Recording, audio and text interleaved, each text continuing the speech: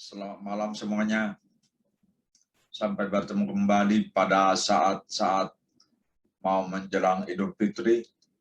Saya harap Anda semuanya ada dalam keadaan sehat walafiat tanpa kekurangan apapun juga.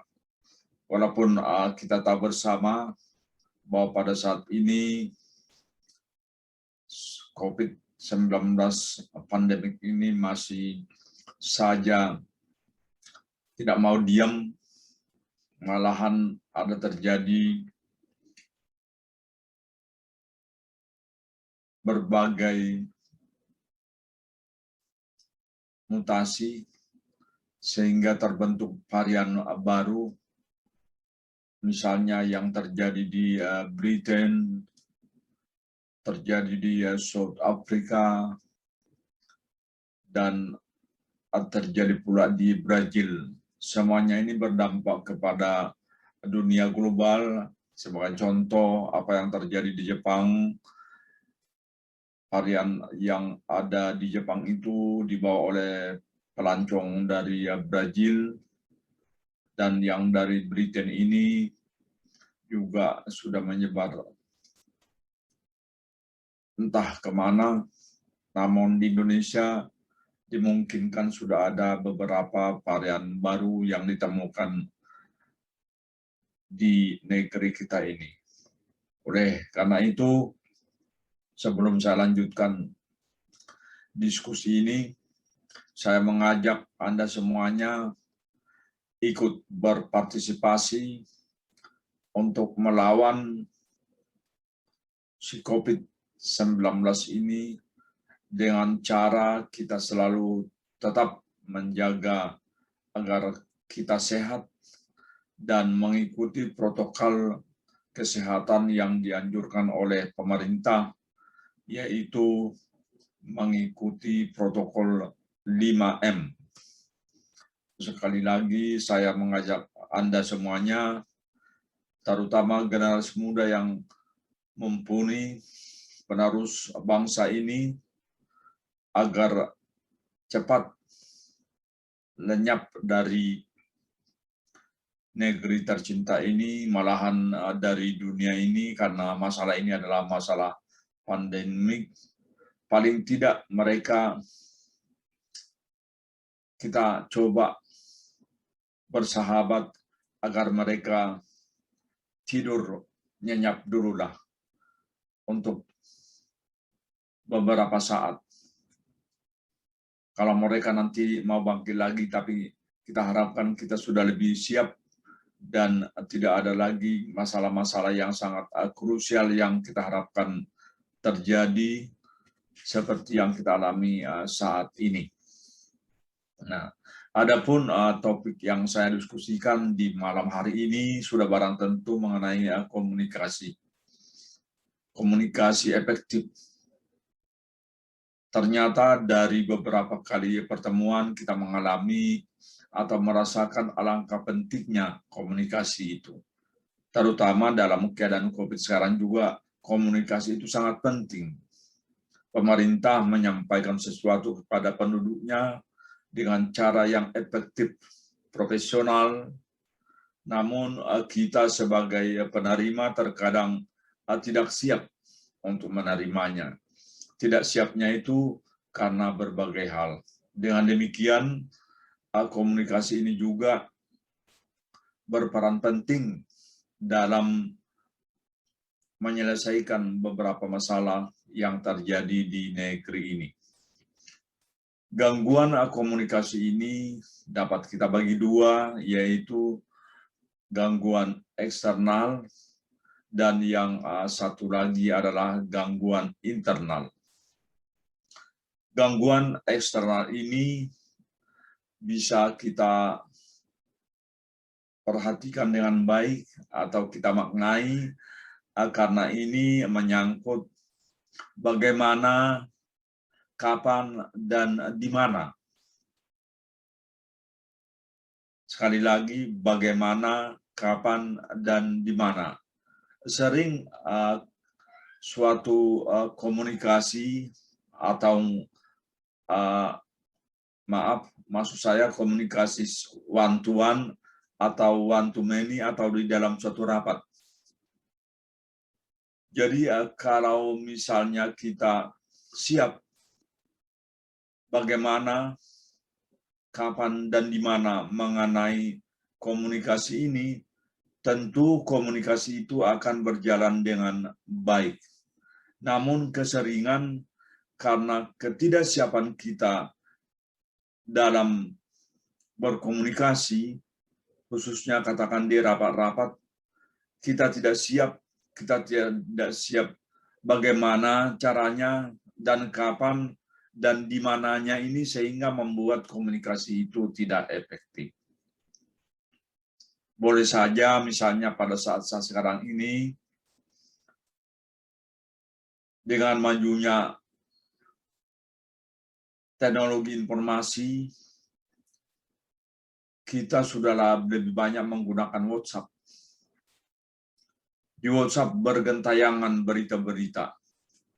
Ada orang yang sering mengcopy paste tanpa pernah mengeluarkan ide secuili pun dari dirinya sendiri untuk menyampaikan sesuatu.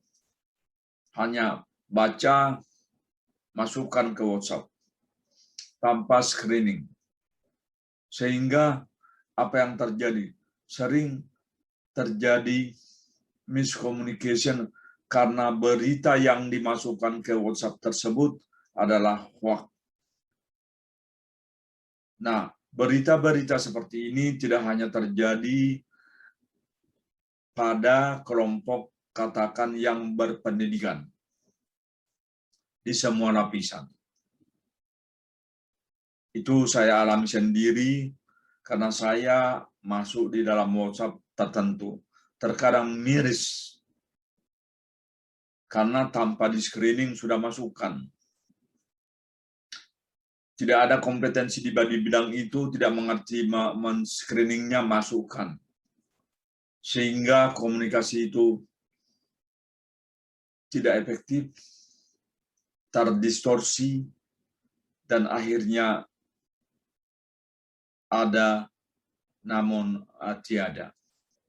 Sekali lagi, komunikasi dapat terganggu atau gangguan komunikasi itu yang pertama adalah eksternal. Ini harus kita perhatikan bagaimana caranya kita menyampaikan komunikasi itu, kapan dan di mana. Keseringan karena ketidaksiapan kita mengenai hal ini, maka kalaulah yang seperti saya katakan tadi itu mengenai rapat-rapat, sering rapat itu gagal. Karena ketidaksiapan orang yang kompeten untuk ngelit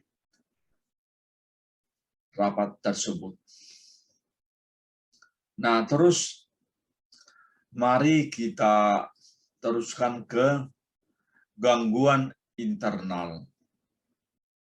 Nah, gangguan internal ini kalau kita perhatikan dapat memicu kita atau dapat merangsang kita dengan 3 kata, yaitu mengapa, mengenai apa, dan siapa. Mengapa Anda harus menyampaikan informasi ini, dan juga mengenai apa, dan siapa yang Anda harapkan akan mendengar informasi ini yang akan memberikan dampak terhadap tujuan Anda berkomunikasi.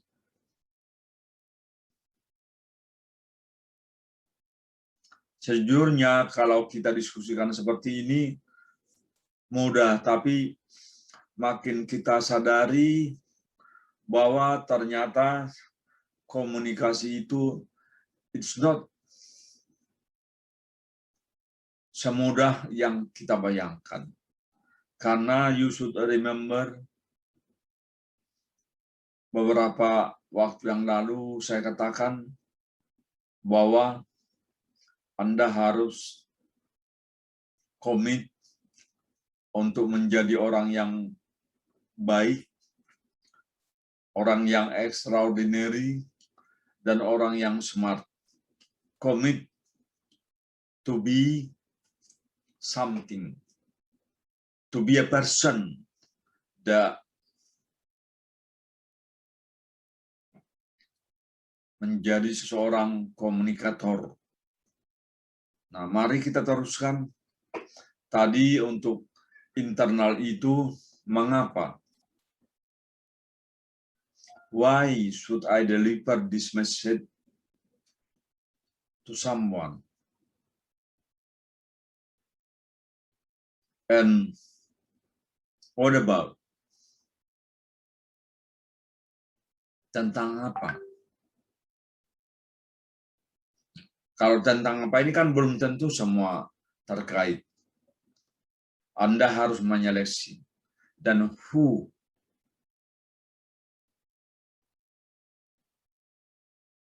target sebagai pendengarnya. Sama saja dengan apa yang saya diskusikan tadi mengenai COVID ini. Barusan saja saya komunikasi dengan kampung saya, karena cara saya untuk menyampaikan sesuatu agar lebih mereda, jangan menerima kabar-kabar yang tidak dipertanggungjawabkan. Saya katakan kepada mereka bahwa agar menjaga kampung halaman kita, walaupun ini tidak ada tendensi kampung halaman sendiri. Maksudnya kita saling menjaga kampung halaman kita masing-masing. Terutama dalam konteks mau libur ini. Pemerintah menyatakan jangan ASN diharapkan tidak pulang kampung. Saya juga ya harusnya tidak pulang kampung. Karena itu sudah dianalisis dengan baik dan benar oleh pemerintah untuk kemaslahatan kebaikan kita bersama. Nah, saya sebagai seorang katakan pendidik tidak tinggal diam saja. Even though pemerintah just inform me, do not go anywhere, you should stay at home. Tapi sebagai seorang katakan pendidik, ya saya harus sampaikan message ini dengan baik kepada saudara-saudara saya yang di kampung, dengan harapan mereka sadar dan daerah itu terhindar dari penyebaran COVID-19 ini. Dan saya sampaikan juga bahwa berita-berita yang tidak bisa dipertanggungjawabkan jangan langsung diserap. Nah, itu mungkin salah satu fungsi daripada orang-orang rantau yang sedang tinggal di daerah-daerah besar yang sedang mendapatkan kesempatan katakan menimba ilmu di kota-kota besar. Jangan lupa dengan kampungnya, dengan tetap berkomunikasi dengan saudara-saudaranya yang di kampung untuk menjaga agar daerah itu jangan menjadi target infeksi COVID-19. Walaupun hal ini untuk daerah-daerah tertentu agak sulit, karena saya ambil contoh,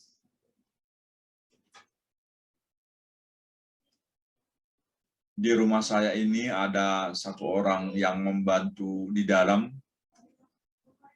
di rumah, maksudnya dalam rumah, ada 2 orang yang membantu di luar rumah, di taman.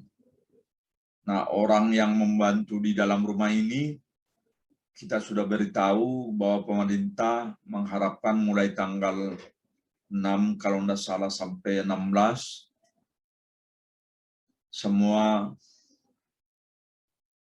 transportasi akan dibatasi dan diharapkan jangan pulang kampung. Ternyata apa yang terjadi, keluarga atau saudari kita yang tinggal di rumah kami ini mau minta pulang nanti tanggal 8. Kita bertanya, bagaimana cara pulangnya? Ini saya harus terbuka menyatakan, oh Pak, ada kan jalan kucing. Jalan kucing saya kurang mengerti.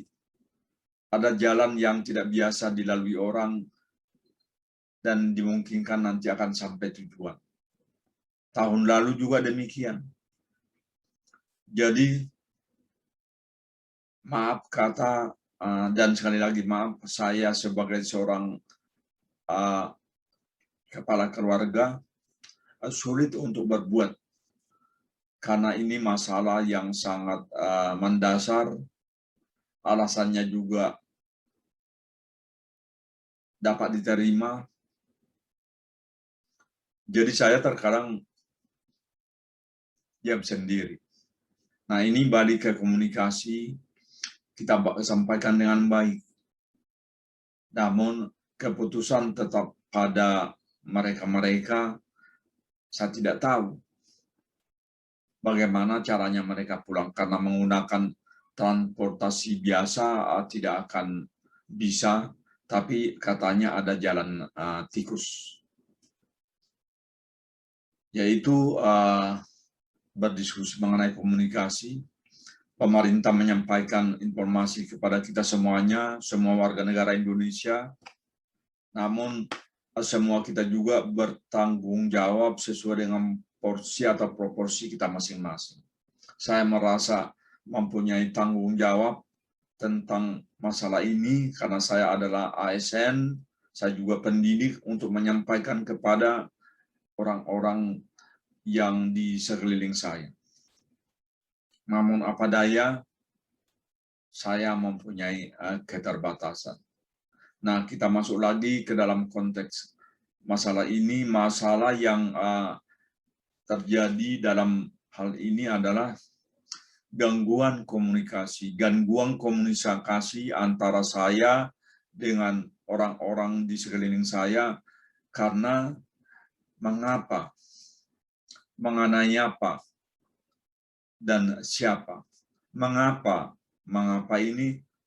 Karena kita tahu kan COVID ini sangat-sangat serius. Kita sampaikan. Mengenai apa? Yang mengenai bagaimana caranya kita meminimalisir agar COVID ini jangan merajalela di negeri tercinta ini. Siapa targetnya? Targetnya ya saya dan Anda semuanya.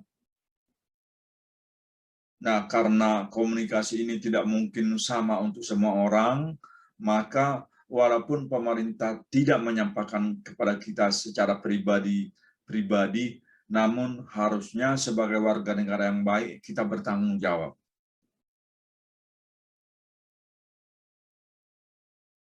Sehingga semuanya baik. Do not ask the government only to solve this problem. Namun kita semuanya warga negara Indonesia perlu berpartisipasi sesuai dengan proporsi kita masing-masing. Stay at home, jangan keluar jika tidak dibutuhkan sangat.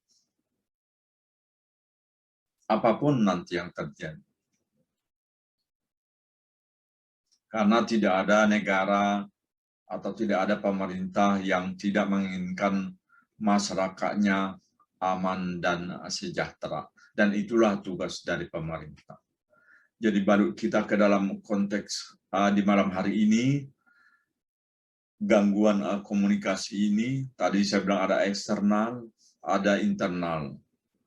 Yang eksternal bagaimana, kapan, dan di mana.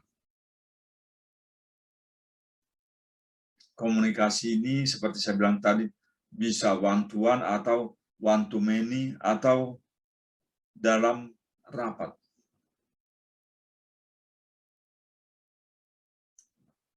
Ketiga kata ini kita dapat gunakan sebenarnya untuk merangsang kita untuk mempersiapkan materi atau mempersiapkan sesuatu informasi sehingga informasi itu sampai kepada tujuan. The same thing like that one that I have already delivered this tonight. I mean, mengenai COVID-19. Kita tidak membuat masyarakat menjadi gundah gulana, namun kita harus mengajak masyarakat sehingga semuanya aman, tenang, tidak ada kegelisahan, tidak ada berita yang simpang siur. Itu fungsi kita masing-masing sesuai dengan proporsi kita juga. Jangan menjadi pendengar yang pasif, hanya memikirkan diri sendiri. Dalam konteks seperti ini, kita semuanya harus berpartisipasi sesuai dengan proporsi kita masing-masing. Berapa orang coba pikirkan ASN yang ada di Jakarta? Saya sangat percaya semua orang-orang yang ASN yang ada di Jakarta ini sudah memberikan berita ke kampung halamannya masing-masing.